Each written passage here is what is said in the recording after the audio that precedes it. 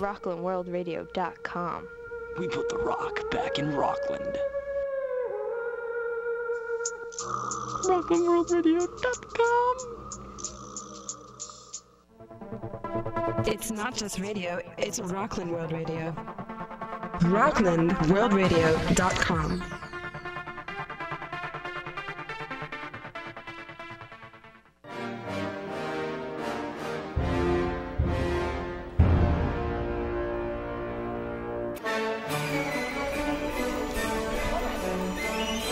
Welcome to the Anatoly D Experience, heard on Rockland World Radio every Tuesday evening at 8 p.m. Eastern Standard Time. Be sure to check out the archives for past programs, and you can join us in the chat room by clicking on the chat room button located on the left-hand side of our menu bar.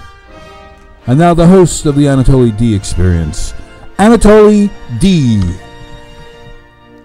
Welcome, friends. The beginning of new presidential term. Barack Obama begins next 4 years.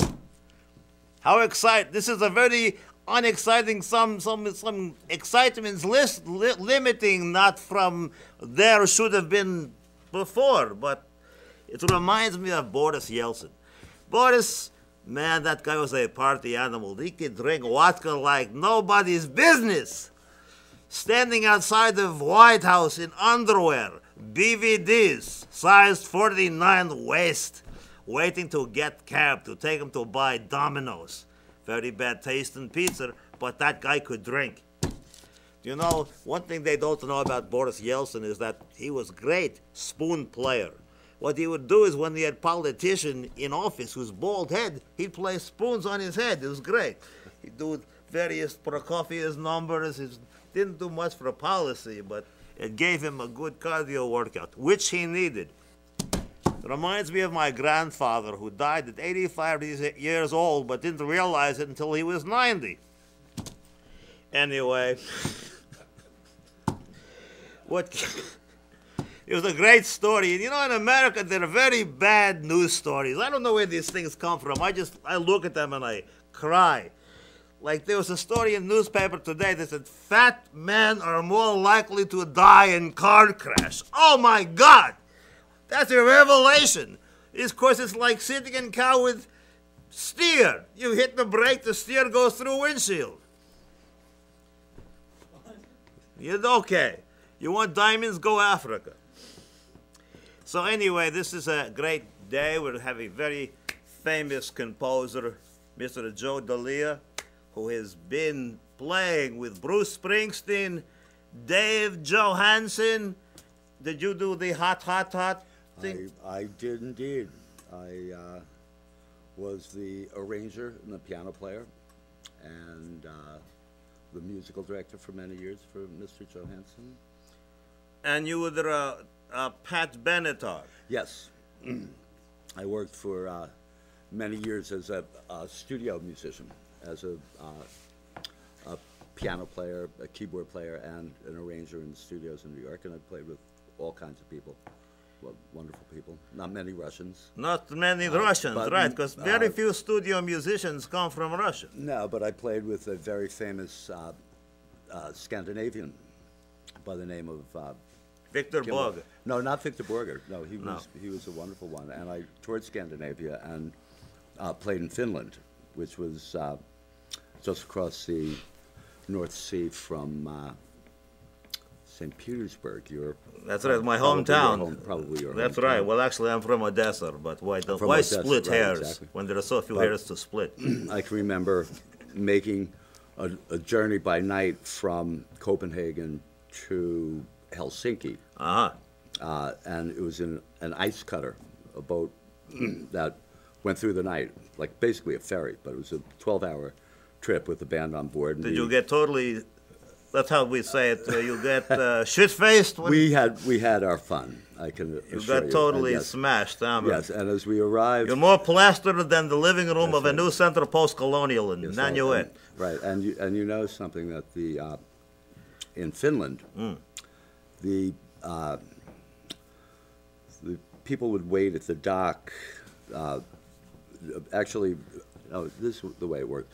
People would come over from St. Petersburg to Helsinki just to buy things like plastic bags from from Russia. This was their means of. Well, it makes sense. I used to go hundreds of miles to get a couple of rolls of toilet paper. It was quite a place, the things we had would break, they decompose even before you took it off the roll. But this was a luxury for them, so they would come all the way from Russia to Finland just for that. Well, those were desperate times for the desperate measures, desperate people. That was with David Johansen. And he could you look more rock and roll than you do? I mean, my God, he's like a combination of Jagger and Steve Perry into one unit. Steve Perry. That's Steve Perry. Joe Perry. Joe Perry. Yes. Sir. Yeah, Joe Perry, guitar player. I was Perry White, Superman. No, wrong Perry. But Steve Tyler. I was thinking Steve Tyler. That's right. Steve Tyler. I hear that. My God, every day we're Jagger, Steve Tyler. Yes. Right. Jagger, Steve Tyler. Sometimes Lou Reed. I don't know why, but a little bit. I always thought he looked more like Frankenstein, to tell you the truth. What is he, like 90 years old? He's still playing like Walk on the Wild Side? He's actually, hey, babe, take Walk on the Wild Side. And the colored girls sing. What you were saying? He's actually older than I am. Believe it or not. You don't look that old. Believe me. You're trans-aging. I've been around. So let me ask you, what was it like playing with the boss? The boss. We played at the Beacon Theater. It was stand up for what the hell was it? Stand Up for Hope or something, which is a concert they do every year at the Beacon. And Bill Clinton was on the bill, which was quite remarkable. There were a lot of really outstanding people on it. I played piano for Bruce for a few tunes, which was nice. I've known him for years. You know, he seems like a guy that, in order to call up, get a couple of pies, sit down, have a couple of brewskis, watch the game. He is.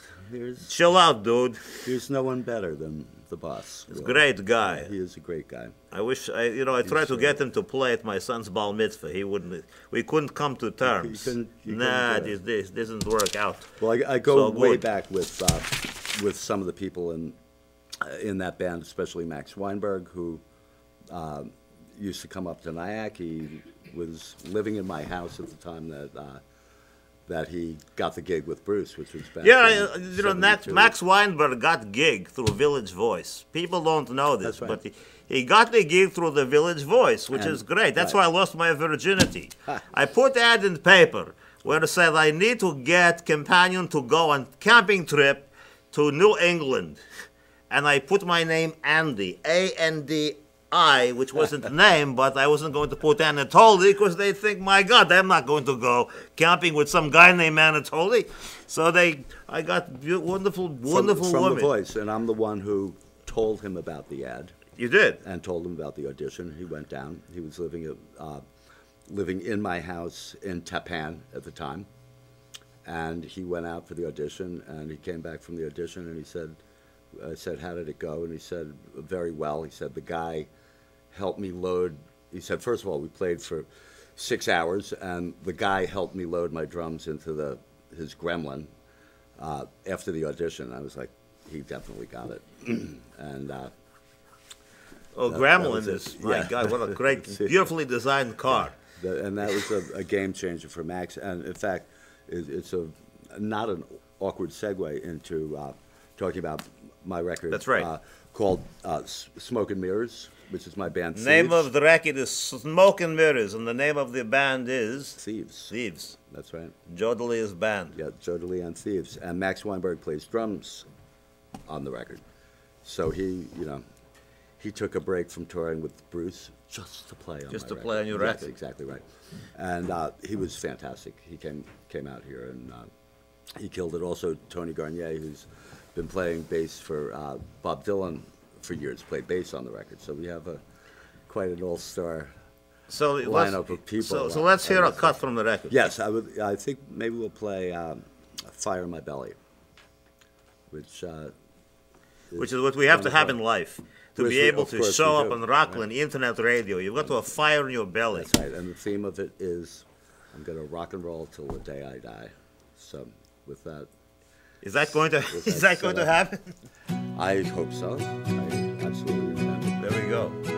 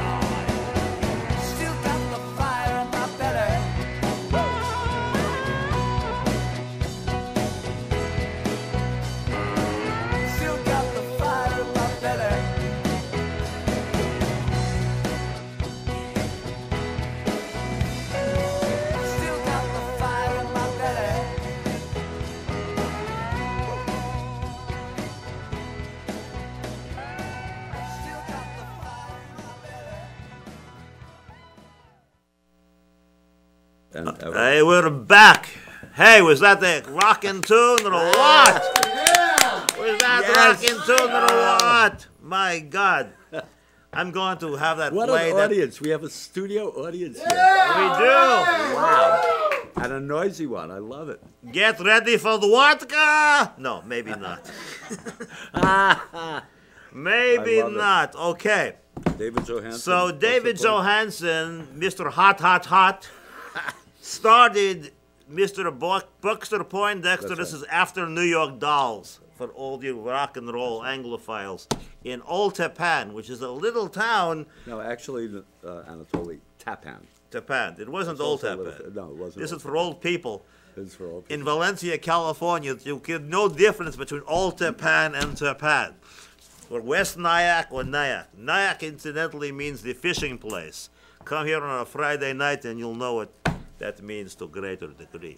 Anyway, so what was it like working with Mr. Hot Hot Hot? Johansen? Yes. Yeah. I don't know. It would have been like 83 or 84 or something. It's a million years ago. Yeah, a million years ago. He came up to, I was playing with his rock band. Right. And we were on a little bit of a break. This was post-New York Dolls. So it was the act that he took out after that, and we toured around, and we played all over the place. And we took the summer off, and we were going to spend it supposedly writing and developing music Sure. at my house and studio in Tapan. And we really didn't get that much writing and recording and working done. But You were doing too much drugs. who You were knows? Who remembers? I'll It never- was blur. I'll never- It was like big mushroom cloud of experience. I'll never Go- tell. Now let me see. David Johansen, drugs? I don't think so. Nah, never. But so we spent that entire summer talking about it, and he kept saying that we were going to develop this blues act, and that we'd put a couple of gigs together, and we'd go into the city, we'd make a few bucks, and we'd have some fun. And we spent the whole summer not doing that. And towards the end of the summer, we actually started putting a little set together, and we would come into Nyack, and there used to be a place called Eastwick's in Nyack. And there was also the office across the street. Office, so which is an old jazz club. Right. And so we would go into the office, get kicked out of the office, and then go over to Eastwick's. And David at the time was in the habit of, he always wore funny hats, and he was wearing this Elmer Fudd hat. And we would go in there very, very late at night, and nobody knew who the hell he was or who I was, but actually some people knew who I was in there. It was Eastwick's, after all, it was Nyack. And we would go in, I would sit down at the piano, we'd play tunes, and they would throw us out, basically. They weren't getting the joke at all, right? So It's like when Jimi Hendrix used to open up for the Monkees. They said, "Get the hell off stage. We exactly want right. Davy Jones That's right. So and we would- Mike Nesmith. So we we want to would be a do- daydream believer." Yeah, we would do all these wacky tunes, and they weren't getting it. And then about a month later, we went into Tramps in Manhattan.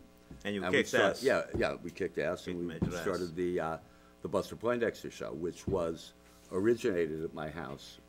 The original set and the name of the act and the name of the band was created at that house in Tapan, at my house in Tapan. And then we went over there, and we did all kinds of great stuff. And Keith Richards came in and played with us. And it was Did David Johansen ever visit the Haverstraw Brick Museum? I don't think so. As far as and why do you ask? Because it's the only brick museum in the world. I mean, you never, it's like, what are you doing, honey? Well, I'm just going to go into the Haverstraw Brick Museum. So, how long is that going to be? That's really funny. It's going to No, be Dave- it's going to be a good 5 minutes. You go in, you go, brick, brick, brick, brick, brick, brick. I'm done. Somebody stopped me. Have you ever been to Haverstraw I Brick? have not been there. I've spent much time in Haverstraw, but not at the Brick Museum. Okay, folks, Okay. the next line out of my mouth, I'm really going to it. I regret, even though I haven't even said it yet. Excuse me, don't mean to interrupt you in the audience. Don't. It's not my business. Like you're having separate communication. But anyway, no. So I was mistaken for David Johansen on the street in East Hampton the other day, which is not uncommon. I think you'd be mistaken for half rock stars. No, I am. You show up and that. No, God, it's the Rock and Roll Hall of Fame. Just no, and I have been mistaken for many, but never him. And I would always say, as long as I'm not being mistaken for David Johansen. You've never been. And sure enough, I'm walking down the street in East Hampton. And somebody starts talking to me and saying, I've been to all your shows, and I'm thinking that because we play out there all the time, and I'm thinking he probably has been to my shows. Sure. And then he started mentioning New York Doll songs and stuff. I said, he's mistaking me for David Johansen. How could this be? How could that possibly be? But I worked with David for years and years, for probably 6 years or something. And he toured all over the world and had a great time. My God, what and a he's life! A wonderful man. You're never mistaken for an IRS agent, or no, or an accountant, or probation officer. No, I think it's funny when people. What about Hasidic rabbi? I would never think. They look at you then and say, "My God, you're late for the services in Muncie." No, that's right. I'm going to go over to the Haverstraw Brick Museum later tonight. You know what I like to do? I like to go into the windows and look inside this. Look at that. People don't know, but Haverstraw was the brick capital of America at one time. Why it ended, I don't know. They still use bricks. Go figure. So tell me, this man did great scores for movies. You did The Bad Lieutenant. Yes. And that was a very controversial film. Was Full Frontal with Harvey. He was in that too? Yes, he was. Full Frontal, okay. No, he did Full Frontal. And he was also in Bad Lieutenant. He played the Bad Lieutenant. There's a little bit of a language disconnect, I think, Anatoly. A little bit. He did a whole Full Frontal. Oh, nudity. Yes, he was nude. He goes. Oh, yeah, that's right. exactly. The car. He goes up against the car, totally nude. Yes, something like that. You see, that's not. He wasn't the Bad Lieutenant. He was a rotten, stinking, lousy pedophile lieutenant. That's right. He was psycho. No, that was an Abel Ferrara film, and Abel was a director that I worked with for 20 years and scored virtually all of his films for that whole period. And as I was saying to you on the break, that he started his career off in Nyack. He'd come down from Peekskill, and he went to Rockland Community College. And as he was passing through, he had a place in South Nyack, across from the police station down there. And he made his first short in Nyack. And he had Carl Lowe, who was a well-known actor who lived in Nyack, and he did his first short, Could This Be Love? And I met him after that and began my film scoring career with him, and then stayed on with him. And he moved downtown New York, and I continued to make films with him until 1998, I think. Now, there was a guy, John Hammer, who used to, I Yes. think did the score for Miami That's right. Vice. And we did. And he was with the Mahavishnu Orchestra, if you remember that. Of course. For many years ago with John McLaughlin. And you go to a college audience, and sitting there, he's playing his electric guitar full volume, and you're going to a coma, because he's playing thousands of scales over and over again. It's like a wall of sound.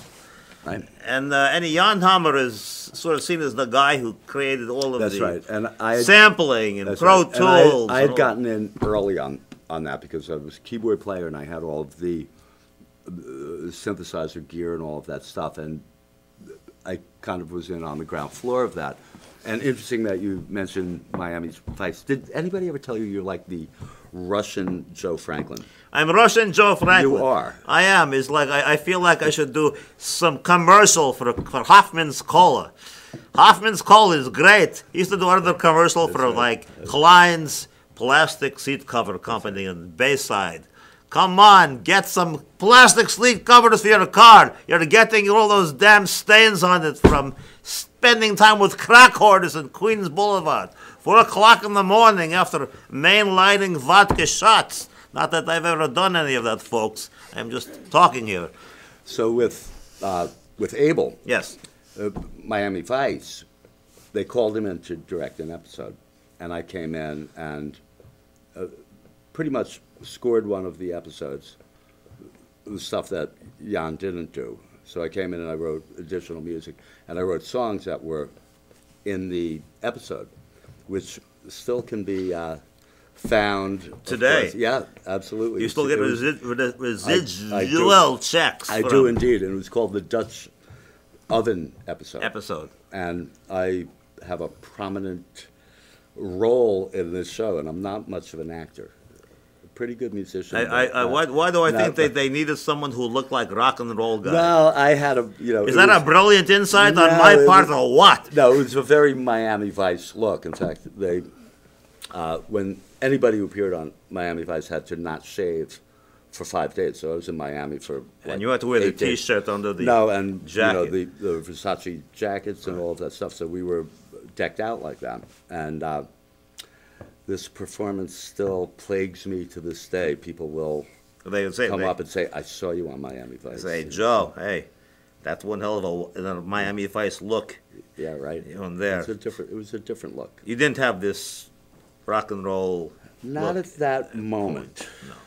It's been, So now, when you score for musical instruments, Right. do you score for do you do like synthesizers? Do you do sampling? Do you actual real instruments? it depends. The So a lot of musicians have a hard time making a living now because there's so much composition done without musicians. No, that's exactly right. And it's one of the things that I did throughout my career as a composer, was that I was able to create the sound of an orchestra with electronics. But I would always do it, we would call it a principally synthesized or principally electronic score. So you may do half of it synthesized, and then you might bring in a string section, or you might bring in brass musicians or a chorus or any number of musicians to enhance that.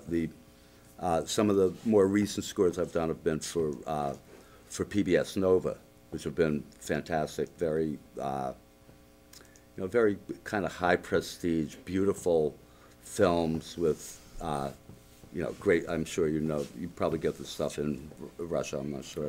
Yes, if you do it out, but well, I'm just focused on Boris Yeltsin videos. This man, my God, he was his own idiom, not idiomatic. He was not idiot. He was his own idiot. That's what I'm trying. He was dope. I love it. But Putin's a little off too. Putin, what he does, sometimes he puts on bird costume and he flies up with birds. He flies. He's like a big. He's a Slavic puffin, That's really funny. That's true. He's a couple of months, then he goes and. But what do you think about Pussy Riot? He puts Pussy Riot in Gulag for 3 years. I say, free Pussy Riot. Yeah. I mean, what? I mean, this shows you how insecure they are, that they are put three It's hot funny. babes, three hot foxes in jail. But they got out, and they proved their point. What was their point, now that you mentioned I it? don't know. You don't know Free it. speech, who knows? Does anybody know what? I have no idea. I'm still thinking about it. I just thought they pissed them off. Well, you're pissing us off, go to jail. The Russian way. It's time for you to have a little political education. But you were asking about Yes. About film score. I was asking. Yes. It's the best gig going. It has been, a fantastic. Beats playing the Schwarzball mitzvah in Belmore. Well, you do it. Musicians these days do it all. You would be surprised what people are doing. People want to work, and the scene has changed a lot.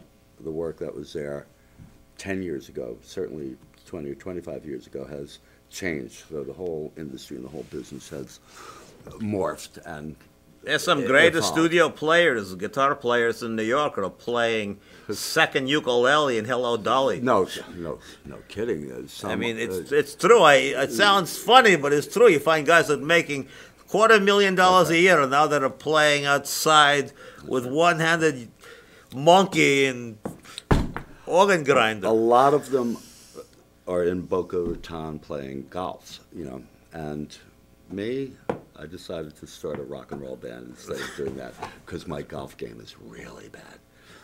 So we do have the Thieves CD, which you should plug. I'm not going to shamelessly plug it myself. Well, I'm going to shamelessly plug it. This is a rock and roll legend, ladies and gentlemen.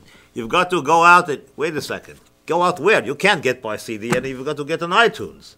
Yeah, or you can go to Barnes and Noble. JoeDelia-Thieves.com. Okay. Or you can go to Amazon. Or you can It's go to JoeDelia-Thieves.com. Yes, or you can go to either Amazon or iTunes. Under the Montauk Moon. That's our big hit on the east end of Long Island. So we have this. Did you survive the storm? I was out there during the storm. Sandy?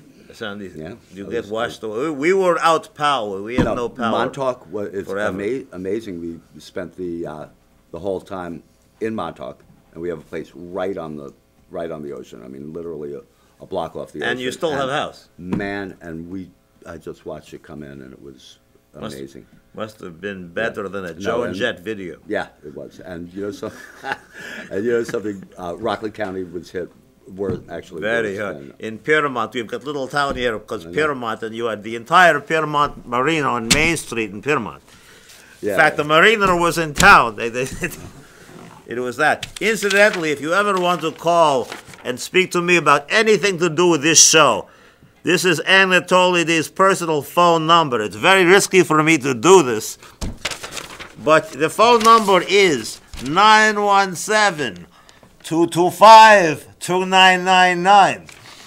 If you need to have someone be efficient at wedding, bring in klezmer band with a semi-athletic clarinet player, I am the guy to talk to. So just remember that. Anyway, so okay, so now you're a great guest. Well, you really are a great guest. I have something else to plug. If you think I'm such a great I'm beginning to take back. I'm taking back that statement. Do you know the Turning Point in Piermont? I very, very, very well know it. I was there a couple of weeks ago to do a comedy. Oh, really? Yes, very good. And how was it? It was a turning point in my life. Yeah, we're doing a series of shows there on Tuesday nights. It's an off night in the middle of winter, and we did the first one. An off night in the middle. Somehow I have no problem relating to that. But it worked beautifully, and people came out in droves. They did. I couldn't believe it. What I do is I host a show, and I bring on 4 very talented songwriters and we do sort of a round robin, pass around. It's called In the Round. In the Round. And the first one was January 15th, and then we have one coming up January 29th, and it's really a good time. And you should certainly come. I'm going to come to it. And your entire studio. And the entire studio audience should also. They're going to come. That's right. What are the dates again, Tony? The next one is January 29th, and that's we have Greg Hollister and Jimmy Leahy and Alice Leon and one of our friends, Ray LaBella, who's a local songwriter, who's also a very talented kind of Bob Dylan kind of thing that he does. And that's January 29th. And then February 12th is the next one, and the last one of this series is February 26th. So we're kind of going in and out, and it's a very, very nice. Isn't that weird? You don't really have anyone who's equivalent to Bob Dylan now. There's no like Bob Dylan now. Bob Dylan.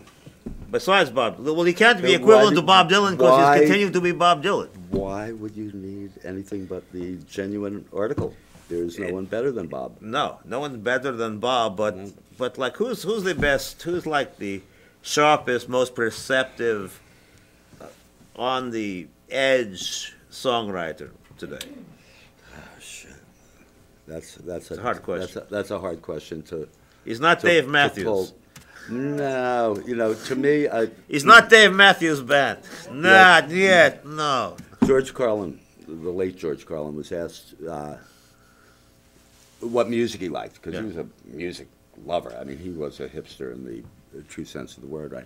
He said all the good music was done by 1971, and I'm not sure that I disagree with that. Exactly. So, but that's being, I could be accused of being old school. Well, yeah, I mean, like Lauren Iroh and Joni Mitchell Yeah. and Bob Yes, Dylan right. and Paul Simon. Early. Yeah, yeah. What happened with Billy Joel? The man was knocking him out in Billy was great. 20 years. Billy's awesome. Nicht. Yeah. It's just nicht. I would say Bruce is probably still one of the guys who's putting out. He's really closest, good stuff. yeah. But Bob Dylan is, if you've heard anything recent by him, the Tempest record is fantastic. It's his best work, I think. And, you know, why go any further in life? You know? So, now you knew Belzer, right? Yeah, you kidding? Now, Belzer did a lot of. My best friend. Is it? Through my Your best really, friend? yeah, through my life, and we continued to tour at times. You know, there'll be periods where he's off the show. He works on this little thing called Law and Order, which you've probably heard about. I already got that gig through Howard Stern show. He was on Howard He did Stern. actually. And No, he actually got the Homicide Life on the Streets gig. Barry Levinson had been casting it and listening to the show, and he had never seen the Bells, as it were. And He's never he seen the heard- Bells. No, and he heard the voice, Right. and he said, "I want that guy." And Richard went from being really just a very well known and I think influential stand-up into being an actor, and that was well over 20 years ago. It's probably 25 years ago. And his now. bank account went up as well. Bells is not doing bad. My God. Not doing badly, and we. It's from better time- than playing googies at the middle of Well, winter No, we'll on a still, Wednesday night. No, we'll still do that. You know, we will go out and play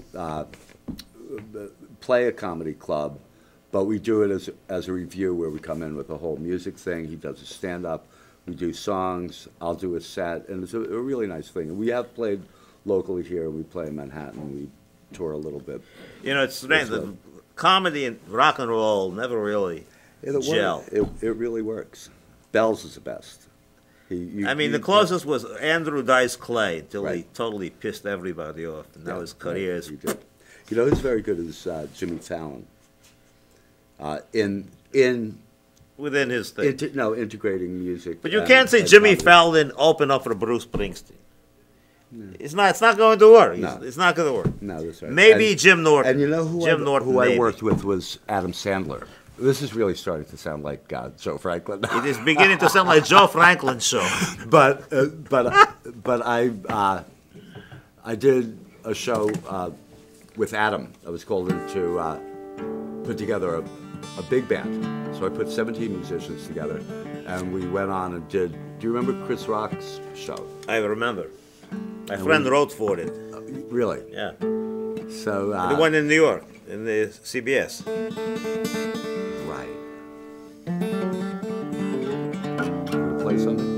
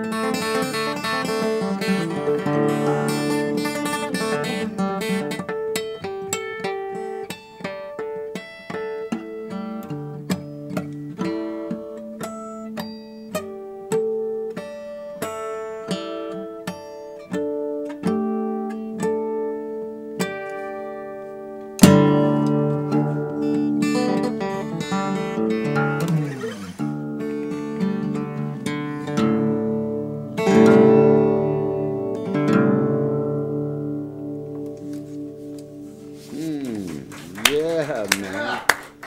He's like I'm Slavic version of Leo Kottke. Let's face it, folks. That was from a personal composition. Take the last train to Chechnya. Anyway, so I think we're running a little out of time. Yeah. We're Do going we get to play? We're going to play one more cut and go play, out. Under the Montauk Moon. Do I do a setup on it? Yes, do setup. Okay, the setup is that the band Thieves, That's them now. we work out of East Hampton and Montauk, Right. specifically Montauk. And there's a very, very nice music community there. And I wrote the song called Under the Montauk Moon, and everybody loves it out there. And I want everybody out here to get to know it. And if they'd like to go onto iTunes and buy it, please do. And It's a beautiful thing. Anyway, Mr. Delia, thank you very much for being a great guest. I'd like to thank our wonderful Audience. studio audience. Yay! And we'll see you next week on the soon-to-be famous Anatoly D Experience. There's nothing like it on the web. See you soon.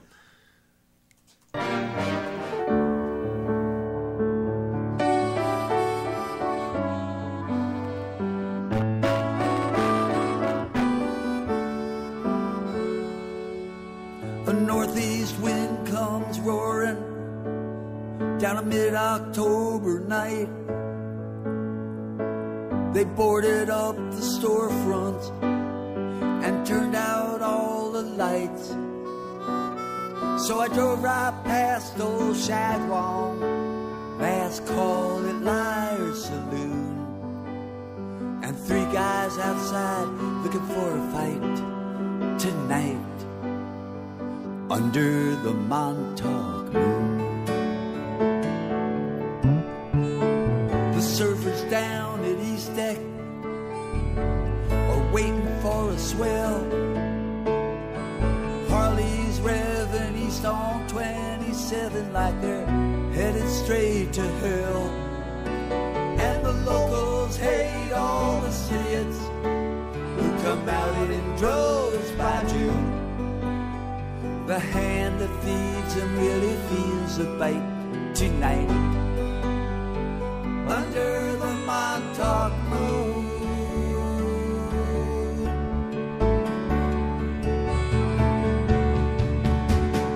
Baby, you're all that I need, and our love is holding the key. Baby,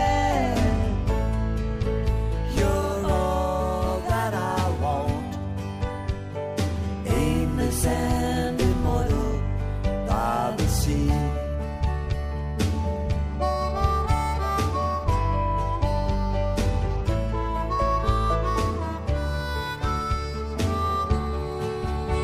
The winter's gonna be a cold one.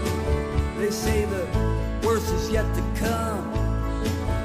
People stocking up their pantries and loading up their guns.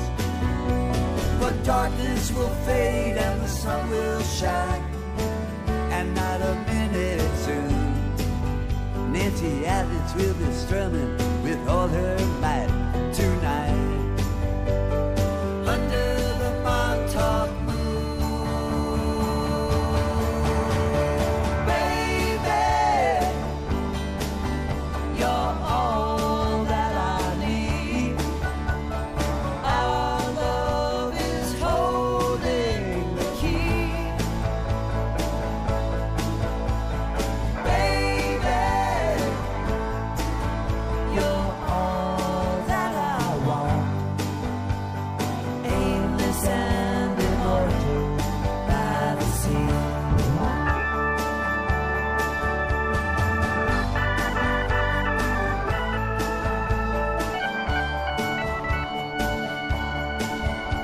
Hawaiian Ed sits on a bench looking vacant.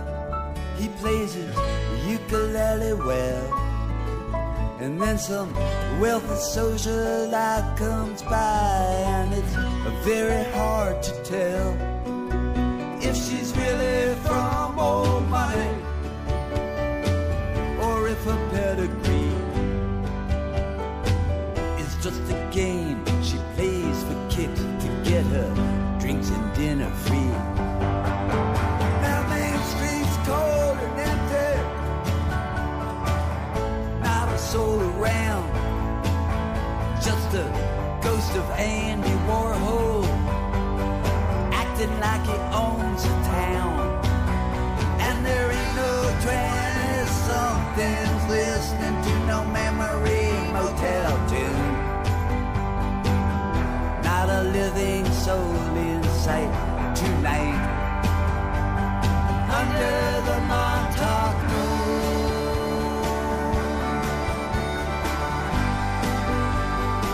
Under the Montauk moon.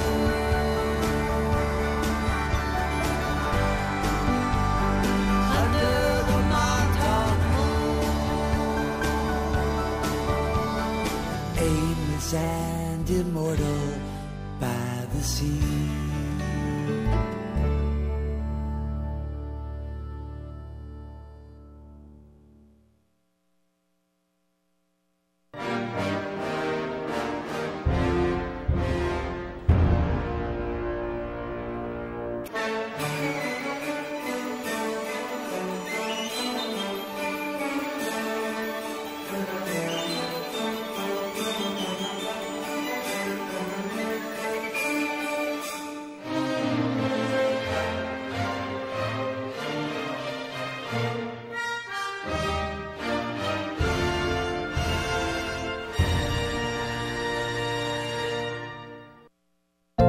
RocklandWorldRadio.com. It's not just radio, it's Rockland World Radio. RocklandWorldRadio.com.